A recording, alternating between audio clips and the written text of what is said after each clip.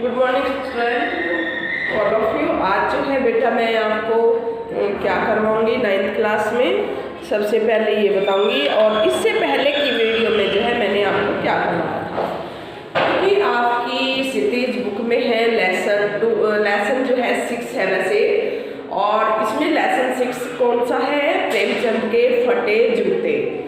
और किसके द्वारा रचित है? हरिशंकर परसाई जी जो है लेखक है, एक जो है महत्वपूर्ण लेखक है, साहित्य में जो है उनका नाम अच्छी तरीके से है, उनको दर्शाया गया है साहित्य में। और जो है उन्होंने प्रेमचंद के फटे जूते नामक जो है पाठ की रचना की है।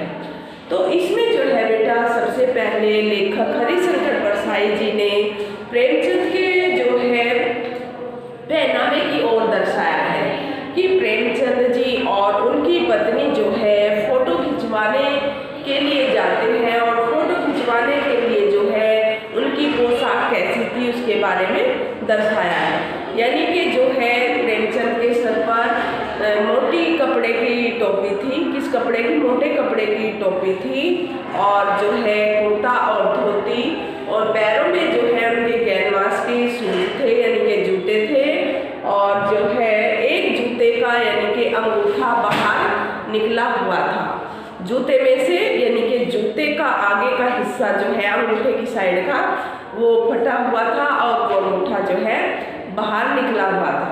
तो जो है इसमें लेखक ये कहना चाहते हैं, अगर प्रेमचंद की जो है फोटो खिंचवाने की ये पोशाक होगी तो उनकी आम जीवन की यानी कि प्रतिदिन जो पोशाकें डालते हैं तो वो किस प्रकार की होनी चाहिए। तो आपको सभी को पता है कि जब कोई लोग फोटो खिंचवाने जाते हैं या अपनी फोटो करवाने जाते हैं तो अच्छी से अच्छी जो है पोशाकें डालते हैं, जिससे कि जो है उसमें हमारी फोटो अच्छी आ सके।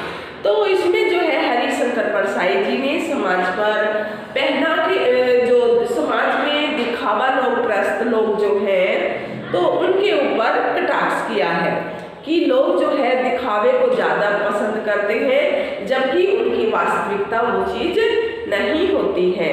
तो इसमें जो है लेखक हरिशंकर परसाई जी ने समाज के ऊपर करारा कटाक्ष किया है।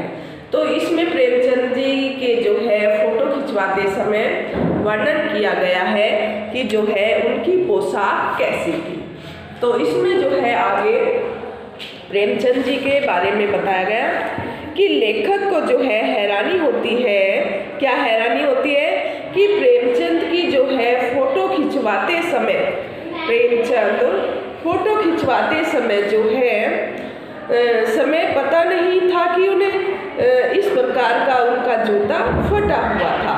जैसे प्रेमचंद फोटो खिंचवाने के लिए आए थे, क्या उनको पता नहीं था? लेखक को जो है ये हैरानी होती है कि अगर फोटो खिंचवाने के लिए जाते हैं तो उनका एक जूता फटा हुआ था, क्या इनको मालूम नहीं था? उनमें से जो है उंगली बाहर दिखाई दे रही थी, किसमें से? जूते में से।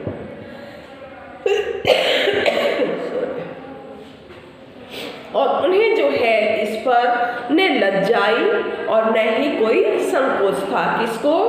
प्रेमचंद जी को, कि तुम्हारा जूता फटा हुआ है या तुम्हें जो है इसमें शर्मानी या संकोच है। किसी भी प्रकार का जो है प्रेमचंद के चेहरे पर कोई संकोच या कोई भी जो है लज्जा नहीं दिखाई दे रही थी।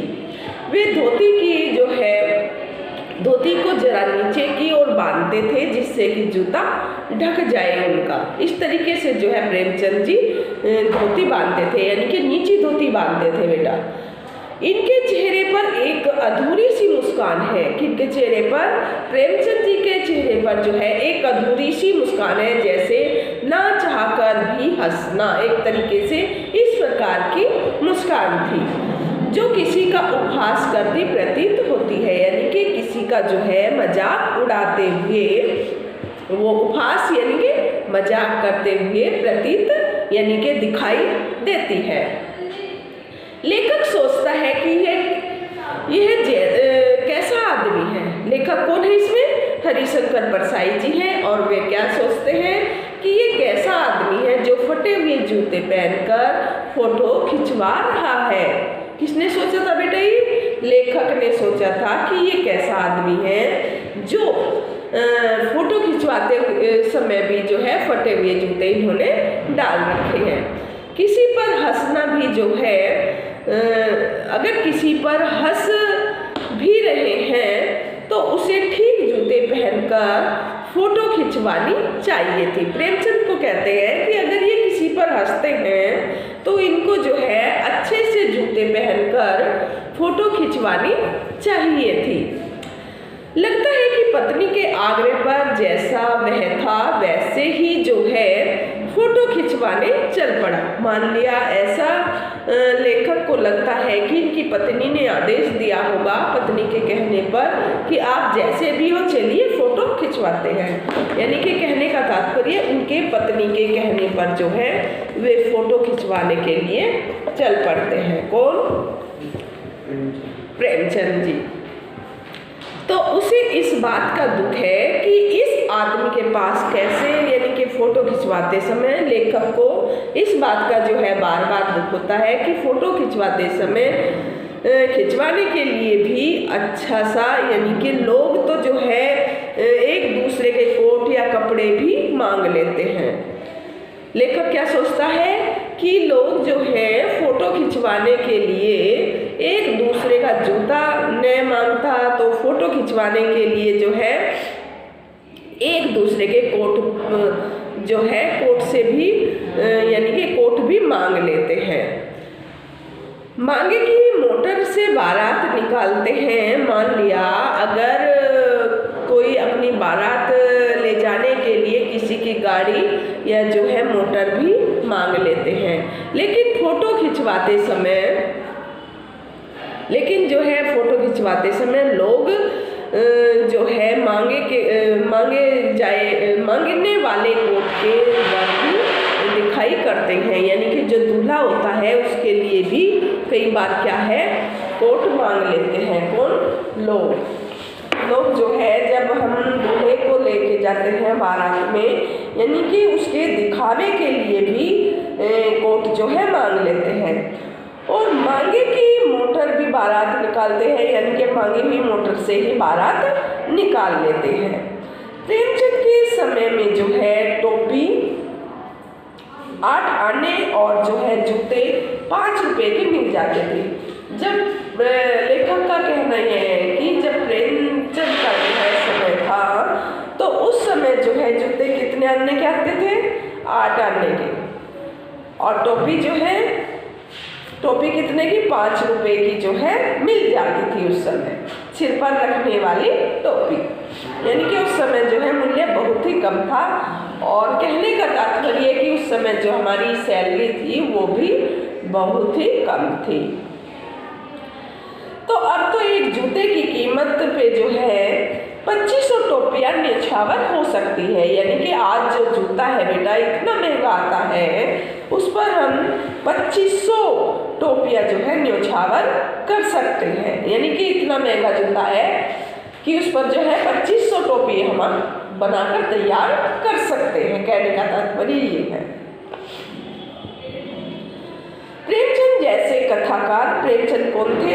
एक कथाकार थे और उपन्यासकार, यानी कि सम्राट युग प्रवर्तक को जो है फोटो में फटे जूते पहनने देकर लेखक बहुत दुखी होता है। इसमें जो है लेखक ये कहना चाहता है प्रेमचंद जो थे एक कथाकार थे, क्योंकि इन्होंने जो है अनेक कहानियाँ, यानी कि 350 कहानियाँ आपने लेसन 1 में बैलों की कथा में पढ़ी होगी, जीवन परिचय प्रेमचंद का। यानी कि 350 से भी अधिक जो है प्रेमचंद जी ने कहानियाँ लिखी हैं और ये जो है एक कथाकार के रूप में भी उभरे हैं। और कथाकार के साथ साथ जो है ये उपन्यास भी इन्होंने काफ़ी इनके चर्चित हुए हैं। तो लेखक इस बात से हैरान होते हैं कि इतने चर्चित लेखक कथाकार तो किस तरीके से किस पोशाक में जो है अपनी फोटो खिंचवा रहे हैं। तो लेखक जो है इनकी प्रेमचंद की इस बात से हैरानी मानते हैं। लेखक अपना जूता भी कोई खास अच्छा नहीं है। लेखक क्या कहता है कि अपना जूता जो पहने हुए थे वो जूता वो भी जो है खास अच्छा नहीं है। वह ऊपर से अच्छा है परंतु जो है उसके अंगूठे के नीचे का तला यानी कि घिस गया था। जो प्रेमचंद जी ने जूता पहना हुआ था, प्रेमचंद जी तो लेखक थे ना, जो लेखक प्रेमचंद जी ने जूता पहना हुआ था उसका जो है नीचे का तला, जूते का जो नीचे का तला होता है बेटा, वो उसका पूरी तरीके से घिस गया है। और प्रेमचंद के जूते से जो है अंगुली बाहर निकल आई है। देखते हैं ना, जिसका जैसे अंगूठा बड़ा होता है तो वो जूते से बाहर निकल जाती है, परंतु लेखक का पंजा नीचे से घिस रहा है। और जो है अपनी उंगली ढके होने का जो है लाभ यह है कि उसके जूते के फटे हुए तले का किसी को पता नहीं चलता। क्योंकि अगर किसी इंसान का, व्यक्ति का जूता नीचे से फटा होता है तो वो किसी को पता नहीं चलता है। क्योंकि पता क्या चल रहा था बेटा, क्योंकि प्रेमचंद जी का जो है जूता ऊपर से फटा हुआ था, जिससे जो है उनका एक अंगूठा पैर का बाहर निकला हुआ था। वैसे तो उनका तलवा भी फटा हुआ था, लेकिन जो है वो दिखाई नहीं दे रहा था। वह जो है पर्दे में है। क्या है? पर्दे में है। प्रेमचंद फटा जूता ठाठ से पहनते हैं। ठाठ से उनको जो है किसी की कोई परवाह नहीं है और ना कोई उनको लज्जा है, तो वो आराम से उसको पहनते हैं। पर लेखक को ऐसा करने से संकोच का अनुभव होता है। संकोच यानी कि उसको जो है एक सन जो है आती है, संकोच होता है पहनने में कि लोग क्या कहेंगे।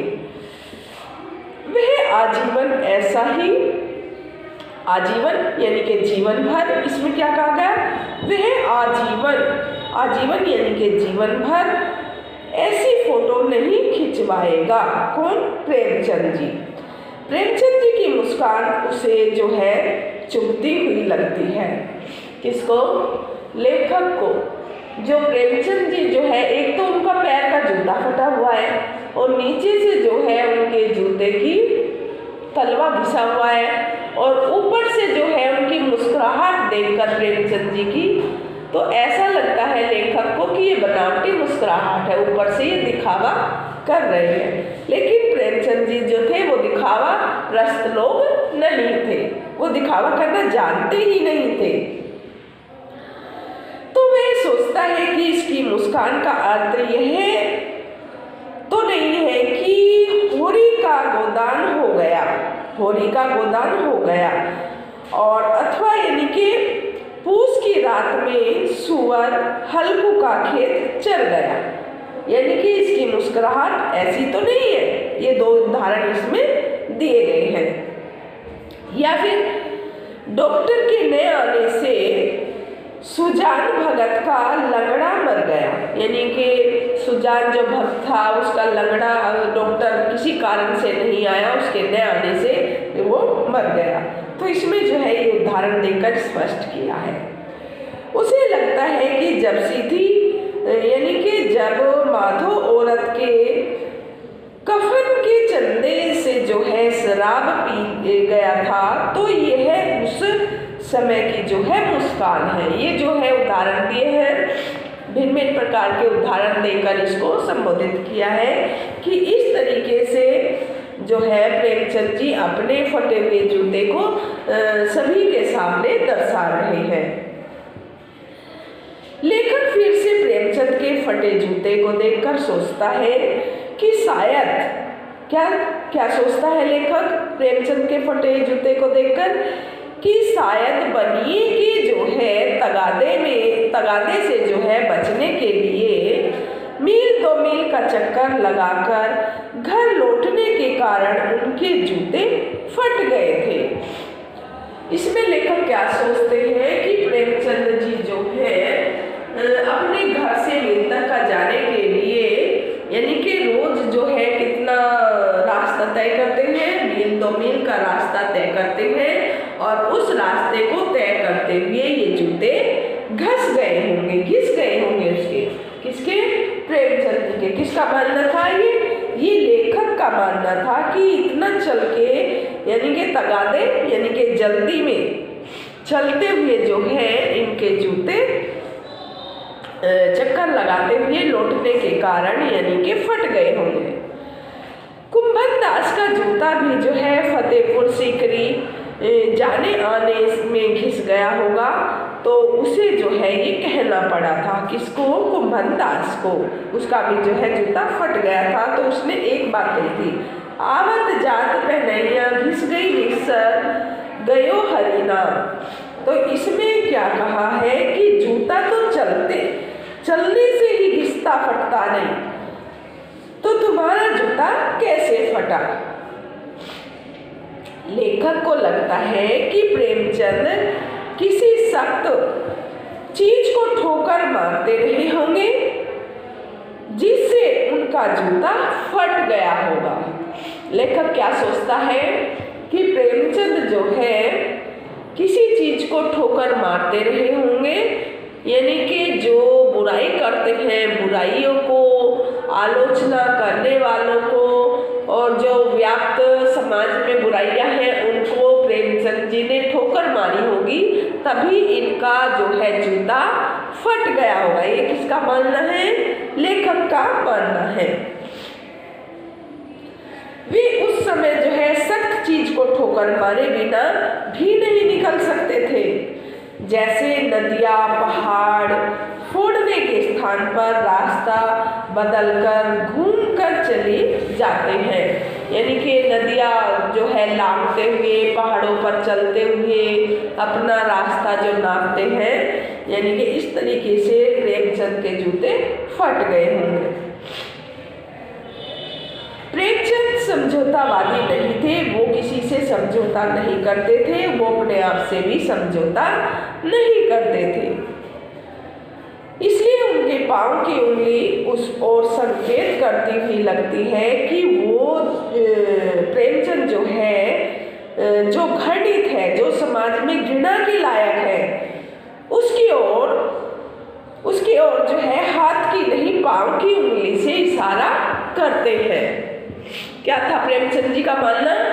कि जो समाज में व्याप्त घृणित लोग हैं, जो घृणा के योग्य हैं, जो यानी कि लोगों को सताते हैं, घृणा के लोग योग्य हैं, उनको जो है प्रेमचंद जी हाथ की उंगली से नहीं बल्कि पैर की उंगली से इशारा करते हैं। घृणित जो लोग होते हैं प्रेमचंद जी उनकी ओर पैर की उंगली यानी कि अंगूठे से संकेत करते हैं।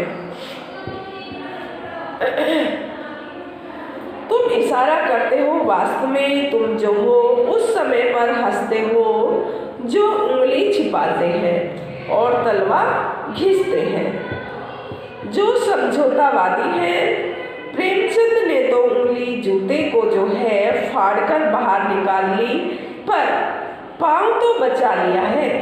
कहने का तात्पर्य कि प्रेमचंद जी ने जो है अपने पैरों की उंगली तो बचा कर रखी है और जो है वो अंगूठा निकला हुआ है जूते से, उसको जो है जूते से फाड़ कर बाहर निकाल दिया है।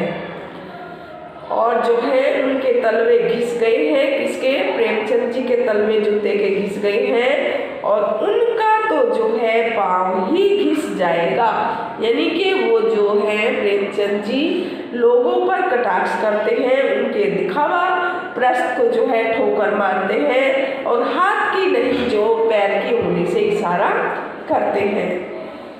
वे चलेंगे कैसे? जो उनका तलवा घिस गया है तो वो कैसे चलेंगे? जूता पहनकर कैसे चल सकते हैं? लेखक प्रेमचंद जी के फटे जूते और उंगली के इशारे को जो है समझ रहा है और उनकी व्यंग भरी मुस्कान का अर्थ भी समझ रहा है। यानी कि लेखक इसमें जो है ये समझाना चाहता है कि प्रेमचंद जी जो है जो दिखावा करते हैं लोग समाज में, उनकी और उन पर जो है हंसते हैं। वो अपने फटे हुए जूते पर नहीं हंसते हैं क्योंकि वे दिखावा नहीं करते हैं। कौन?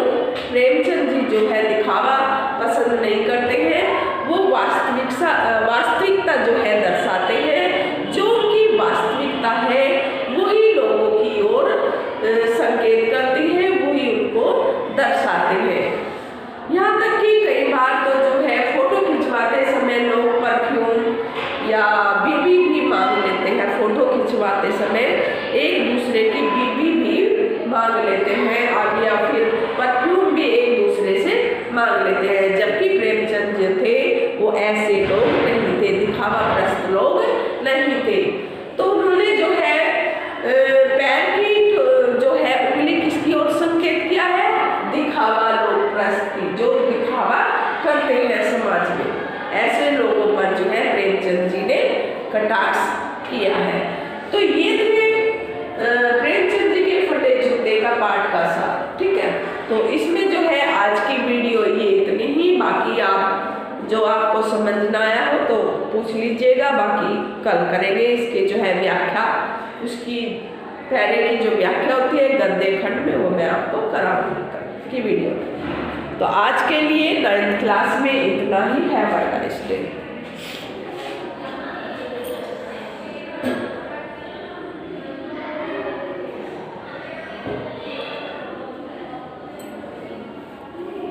आया कुछ समझ? एक बार इसकी रीडिंग करो अच्छी तरीके